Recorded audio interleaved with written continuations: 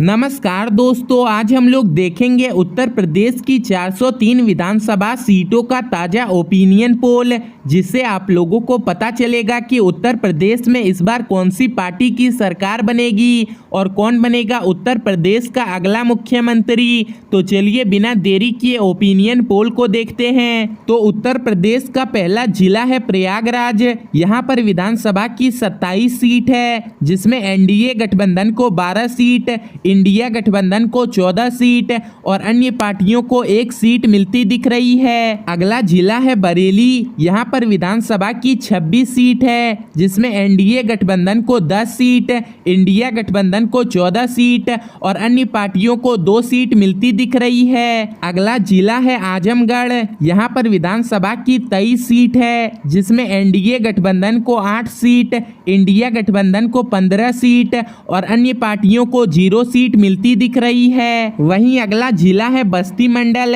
यहाँ पर विधानसभा की 17 सीट है, जिसमें एनडीए गठबंधन को 6 सीट, इंडिया गठबंधन को 11 सीट और अन्य पार्टियों को 0 सीट मिलती दिख रही है। अगला जिला है चित्रकूट। यहाँ पर विधानसभा की 19 सीट है, जिसमें एनडीए गठबंधन को 12 सीट, इंडिया गठबंधन को 7 सीट और अन्य पार्टियों को 0 सीट मिलती दिख रही है। अगला जिला है देवी पाटन। यहाँ पर विधानसभा की 21 सीट है, जिसमें एनडीए गठबंधन को 8 सीट, इंडिया गठबंधन को 11 सीट और अन्य पार्टियों को 2 सीट मिलती दिख रही है। वहीं अगला जिला है आगरा।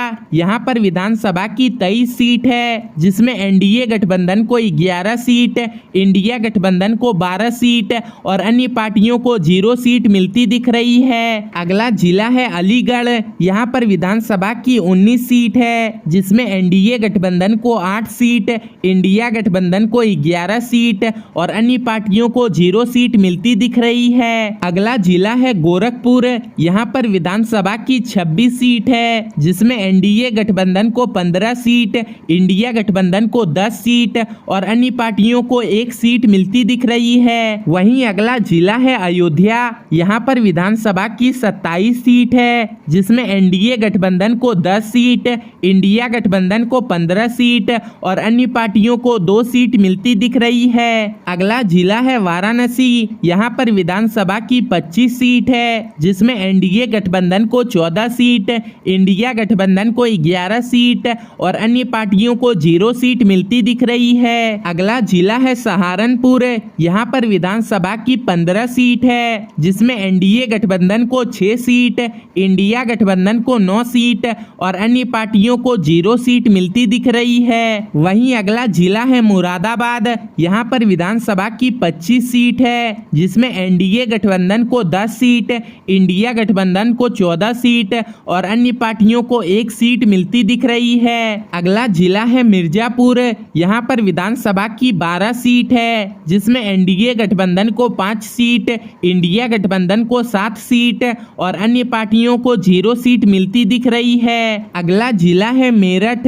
यहाँ पर विधानसभा की 28 सीट है, जिसमें एनडीए गठबंधन को 11 सीट, इंडिया गठबंधन को 15 सीट और अन्य पार्टियों को 2 सीट मिलती दिख रही है। वहीं अगला जिला है लखनऊ। यहाँ पर विधानसभा की 34 सीट है, जिसमें एनडीए गठबंधन को 15 सीट, इंडिया गठबंधन को 17 सीट और अन्य पार्टियों को 2 सीट मिलती दिख रही है। अगला जिला है कानपुर।